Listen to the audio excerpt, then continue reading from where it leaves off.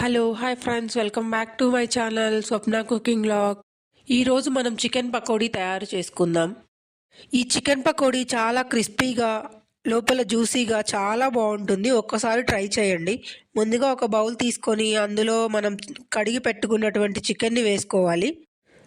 1 table spoon కారము, 1 table spoon ధనియా powder, అదేవిధంగా chicken kebab masala 1 spoon, garam masala 1/2 table spoon, రుచికి తగినంత ఉప్పు, అదేవిధంగా 2 టేబుల్ స్పూన్ల కార్న్ఫ్లోరు, కొంచెం 1 టేబుల్ స్పూను శనగపిండి వేసి బాగా మిక్స్ చేసుకోవాలి.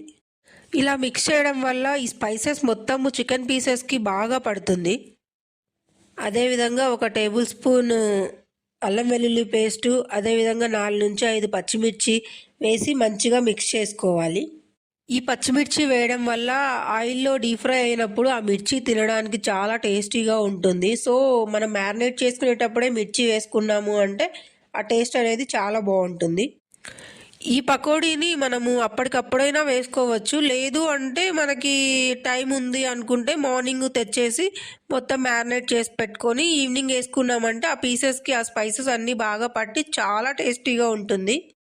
ఇప్పుడు ఒక ప్యాన్ తీసుకొని అందులో డీప్ ఫ్రైకి సరిపడినంత ఆయిల్ పోసుకోవాలి. తర్వాత మ్యారినేట్ చేసుకున్నటువంటి చికెన్ని తీసుకొని అందులో మీ దగ్గర ఉన్నవి అనుకుంటే తెల్ల నువ్వులు యాడ్ చేసుకోవచ్చు. తెల్ల నువ్వులు యాడ్ చేసుకోవడం వల్ల టేస్ట్ చాలా బాగుంటుంది. Like street style chicken pakodi ఎలా ఉంటుందో సేమ్ అలాగే టేస్ట్ వస్తుంది మనకి. మీ దగ్గర లేవు అంటే స్కిప్ చేసేయచ్చు, నో ప్రాబ్లం. ఆయిల్ హీట్ అయిన తర్వాత మనం మ్యారినేట్ చేసి పెట్టుకున్నటువంటి చికెన్ని తీసి ఇందులో డీప్ ఫ్రైకి వేయాలి.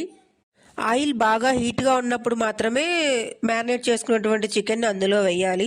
లేదు ఆయిల్ హీట్గా లేదు అంటే మనం వేసిన చికెన్ కబాబ్ అనేది స్టిక్కీగా ఉంటుందన్నమాట, క్రిస్పీగా రాదు అసలు.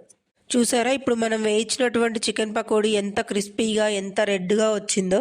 ఇలా రెడీ అయిన పకోడీని ప్లేట్లోకి తీసుకొని 2 ఉల్లిపాయలు, నిమ్మకాయ వేసుకొని తింటే చాలా టేస్టీగా ఉంటుంది. అలాగే మిగిలిన చికెన్ పకోడీని కూడా అలాగే ఫ్రై చేసేసుకోవాలి. ఈ చికెన్ పకోడీ చాలా టేస్టీగా ఉంటుంది. ఒకసారి మీరు కూడా ట్రై చేయండి. ఎలా వచ్చిందో నాకు కమెంట్ చేయండి. మీకు ఈ వీడియో నచ్చిందనే అనుకుంటున్నాను. ఈ వీడియో నచ్చినట్టయితే please like, share and subscribe to my channel friends.